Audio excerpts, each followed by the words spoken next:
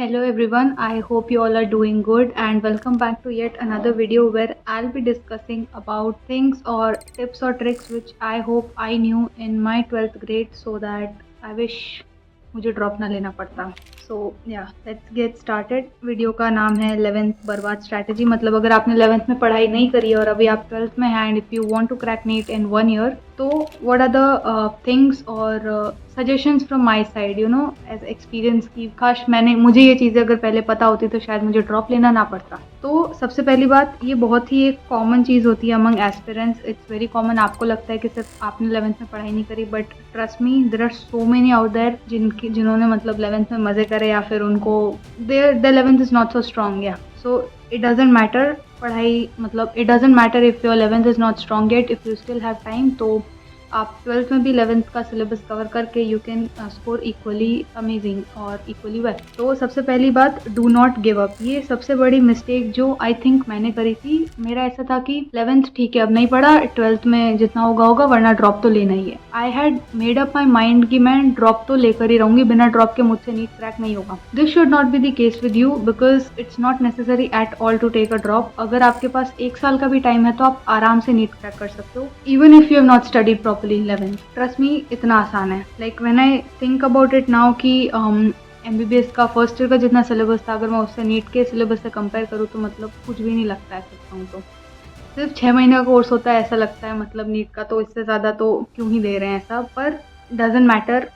आराम से do not give up at all. मतलब ड्रॉप लेने की बिल्कुल भी मत सोचना। अगर आप सोच रहे हो कि 11th नहीं हुआ, 12th में पता नहीं क्या होगा, ड्रॉप ले लेंगे, नहीं। अगर आपके पास अभी भी 12th पूरी बची है तो please do not ever think about taking a drop. ऐसी गलती मत करना। फिर नहीं होगा ठीक है, आगे देखा जाएगा, पर अभी अगर आपके पास टाइम है तो please do not think about negative things की ड्रॉप लूंगा या लूंगी और एनीथिंग ऑफ दैट। सिलेबस आराम से 1 साल में आप कंप्लीट कर सकते हो। ड्रॉप ईयर में भी यही करते हैं हम लोग। ऑब्वियसली 1 साल में सिलेबस कंप्लीट करते हैं, कुछ ज़्यादा कुछ होता नहीं है। तो या इवन पैरेलली आप 12th के साथ 11th का कैसे भी करके कर सकते हो। Will talk about it later कि how can you do that. पर ऑफ कोर्स मेहनत तो ज़्यादा करनी पड़ेगी। अगर आप जो नॉर्मल या फिर स्लो पेस में आप 2 साल में कवर कर रहे थे, अगर अब आपको 1 साल में कवर करना है तो ऑब्वियसली मेहनत तो आपको डबल करनी पड़ेगी। देयर इज़ नो अदर से इन दैट। मेहनत तो आपको करनी पड़ेगी। पर if you really want to do it कि यार मैं तो करके ही रहूँगा, मेरे को ड्रॉप नहीं लेना है, मेरे को तो करना ही है, तो आप ये करोगे। आप कैसे ना कैसे टाइम निकाल के आप ये करोगे। You will not give any excuses at all. Syllabus आराम से आप कंप्लीट कर सकते हो 1 साल में। उसके लिए आपको, अगर आप अभी 12th में हो तो आप अपना 12th का सिलेबस कंप्लीट करो सबसे पहले। जो हो गया सो हो गया, 11th बर्बाद हो गई, उसका हम बाद में देखेंगे। 12th को अच्छा करना है अब अपने को, इसको बर्बाद नहीं होने देना। बैकलॉग हो गया सो हो गया। अब सबसे पहले आप अपना 12th का सिलेबस कंप्लीट करो जनवरी तक एटलीस्ट, और इतना अच्छे से कंप्लीट करो कि फिर आपको वापस उसको मुड़ के भी ना देखना पड़े। फिर सीधा अब आप रिवीजन कर रहे हो तो आपको जल्दी जल्दी आप रिवाइज करने में रहो, फिर आपके पास पूरा 11th के लिए टाइम बचना चाहिए। इतना अच्छे से आपको 12th को पढ़ना है। और ये नीट और बोर्ड दोनों के लिए है, मैं सिर्फ ये नीट के लिए नहीं बता रही हूँ। अब ऐसा नहीं कि आप मतलब वापस बोर्ड के टाइम 12th पढ़ने बैठ गए, आपके प्री बोर्ड जा रहे हैं, आप वापस 12th पढ़ने बैठ रहे हो। ठीक है, वो रिवाइज करते टाइम आप कर सकते हो, बट इतना अच्छे से आपको 12th का सिलेबस कंप्लीट करना है कि फिर आपके पास 11th के लिए टाइम ही बचे। और ये डेडलाइन आपको मान के रखनी है दिसंबर या जनवरी तक एटलीस्ट। इतना आई थिंक हर कोचिंग में करा देते हैं। 12th ग्रेडर्स का सिलेबस आई थिंक नवंबर दिसंबर तक कंप्लीट हो जाता है। तो तब तक आपको जनवरी तक I am still giving you, और इफ़ यू वांट दिसंबर तक ही आपको अपना 12th का सिलेबस एटलीस्ट इतना अच्छे से ख़त्म करना है कि फिर आपको सिर्फ रोज़ रिवाइज करना पड़े उसको बार बार। फिर आपको 12th के सिलेबस पे टाइम वेस्ट नहीं करना है। फिर उसके बाद आपके पास जो भी टाइम बचता है you can give it to your 11th standard का सिलेबस। नाउ अब कोई लोग ऐसे भी हो सकते हैं जिनका डमी स्कूल हो बट उनकी 11th फिर भी नहीं अच्छी है। तो अब आपके पास बहुत ही टाइम, आप स्कूल भी नहीं जा रहे हो, तो you can pick up topics ऐसे एक 1 by 1 each and every weekend पे एटलीस्ट एक चैप्टर बायोलॉजी का या फिर केमिस्ट्री का। Try finishing at least 11th and biology, 11th की बायोलॉजी एंड केमिस्ट्री। फिजिक्स को will talk about it later, but आप बायोलॉजी और केमिस्ट्री एटलीस्ट कंप्लीट करो। Try doing it on your own. एक वीकेंड पे एक चैप्टर भी इफ़ यू स्टार्ट स्टडिंग अभी से, तो बहुत मतलब दिसंबर जनवरी आते आते तक आपका बहुत सारा 11th कवर हो जाएगा, ट्रस्ट मी। तो अब ये आपको करना पड़ेगा। अब आपको ये वीकेंड पे टाइम निकालना पड़ेगा। एक मूवी कम देखनी पड़ेगी, बाहर खेलने कम जाना पड़ेगा, मज़े कम करने पड़ेंगे। ये आपको अपने आप करना पड़ेगा, ये कोई और करके नहीं देगा। अगर आपके अंदर वो है कि नहीं यार मैं तो करूँगा या फिर मैं तो करूँगी, मैं तो करके ही दिखाऊंगी, मुझे ड्रॉप नहीं लेना, I don't want to waste another year on this, तो आप ये करोगे. You will have to do, there is no other option. तो yeah try finishing at least 11th की biology and chemistry as much as possible.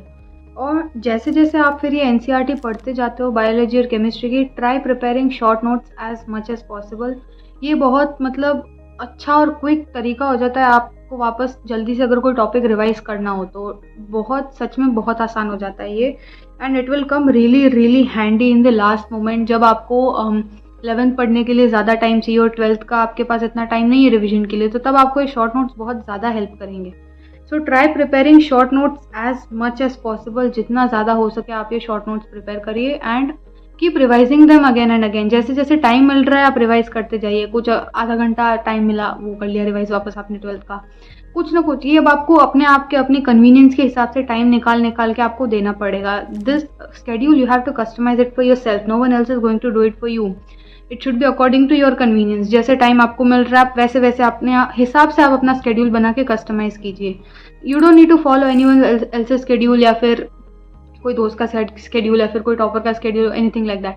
Of course you can take inspiration या फिर you know not really inspiration, मतलब ऐसे ideas कि ठीक है मैं ऐसा कर सकती हूँ, बट इन दी एंड आपको अपने हिसाब से करना पड़ेगा जो आपको कन्वीनियंट लगता है अपने you know to get the best output. So yeah, prepare short notes as much as possible और फिर उनको आप अपने आप रिवाइज करते जाइए. Then last but not the least, do not worry about boards at all. अगर आपने इसके लिए अच्छे से तैयारी करी है तो मतलब बोर्ड्स तो कुछ भी नहीं है. और सच में बोर्ड्स के मार्क्स सिर्फ उसी हद तक काम आते हैं जब तक आपको नीट के लिए एलिजिबल होना है, एंड दैट इज़ 50%. बस that's all you need to score in boards. 50 के 60 आ गए, 70 आ गए, ज़्यादा खुश हो जाना, but do not even bother about it अगर आपके 80% या 90% जितने नहीं आ रहे. सच में नहीं फ़र्क पड़ता. जब तक आप नीट लिखने के एलिजिबल हो रहे हो, बोर्ड के मार्क्स उससे ज़्यादा कहीं और हेल्प नहीं आएंगे. और अगर आपने नीट के लेवल जितना पढ़ लिया तो मतलब बोर्ड्स तो क्या ही है यार, मतलब क्या ही है. इससे ज़्यादा तो जो भी आपने पढ़ा है उसको आपको स्टोरी फॉर्म में लिखते जाना, इससे ज़्यादा कुछ है क्या? नहीं ना. Do not worry about boards at all if you want to crack NEET. मतलब अपने आप हो जाएगा. Boards is not your target, your target is NEET, your target is government medical college. तो आप उस पर ज़्यादा ध्यान दो, बोर्ड्स अपने आप होता रहेगा. अगर आपने नीट के लिए अच्छे से पढ़ा है तो आराम से आप बोर्ड्स के लिए, तो बोर्ड्स तो आप आराम से इतना अच्छा तो स्कोर कर ही लोगे कि आप नीट लिखने के एलिजिबल हो जाओ. That's what I am trying to say. So yeah that was all from my side. I hope you all like the video and do like, share, comment and subscribe. I will see you guys in the next one.